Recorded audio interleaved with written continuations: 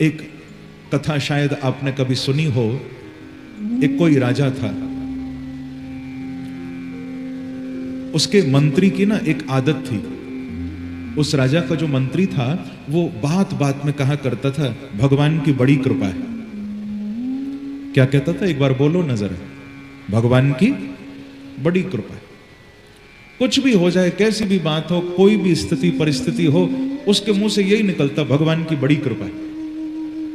एक बार राजा के साथ जंगल में था मंत्री। राजा शिकार खेल रहा था। शिकार करते करते कुछ ऐसा हुआ कि राजा का अंगूठा कट गया। प्रेम से कहो श्री राधे। महाराज जो अंगूठा कटा राजा का, राजा को इतना तकलीफ हुई, इतना पीड़ा कष्ट हुआ, चीखने लगा। पर राजा की तो चीख निकली, मंत्री के मुख से निकला, राजा भगवान की बड़ी कृपा है। क्या कहा? बड़ी कृपा। अब महाराज राजा के गुस्से का, अभी तक तो तकलीफ थी, अब क्रोध आया कि मंत्री तेरा दिमाग खराब है क्या? मेरा अंगूठा कटा, तू कहता है भगवान की कृपा? ऐसे मंत्रियों की मुझे जरूरत नहीं। मैं तकलीफ में और तू कहता है भगवान की कृपा, इसमें क्या कृपा, मेरा अंगूठा कटा? बहुत गुस्सा आया महाराज। इतना गुस्सा कि महल में लौटकर राजा ने मंत्री को निकाल ही दिया। मंत्री पद से उसको बेदखल किया, बाहर रास्ता दिखा दिया कि तुम हमारे महल में नहीं अब काम करो। महाराज जब मंत्री जाने लगा ना, तो जाते जाते फिर मंत्री के मुख से यही निकला, कोई बात नहीं राजा, भगवान की बड़ी कृपा है, कोई बात नहीं। चला गया। कुछ दिन निकले, वो राजा फिर कभी शिकार खेलने गया और अब की बार ना उसको कुछ वन में रहने वाले कुछ वहां वनवासियों ने पकड़ लिया।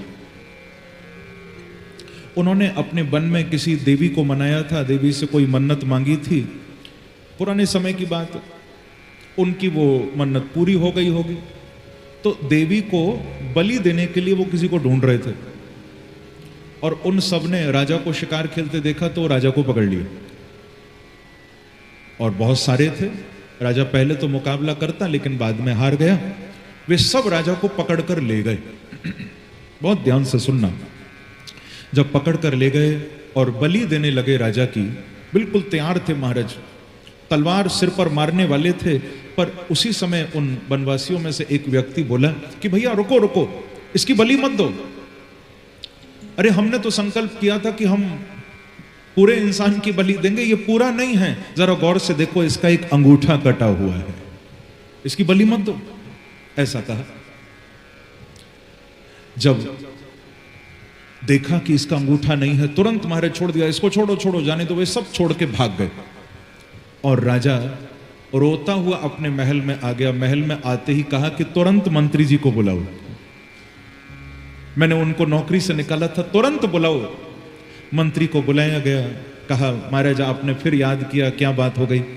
राजा ने गले लगाकर कहा कि मंत्री जी, उस दिन मेरा अंगूठा कटा था शिकार खेलते खेलते, और आपने कहा था भगवान की बड़ी कृपा।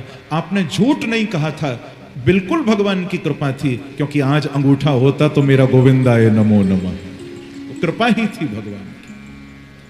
उसकी किस लीला में वो क्या घटना घट जाए भगवान ही जानते।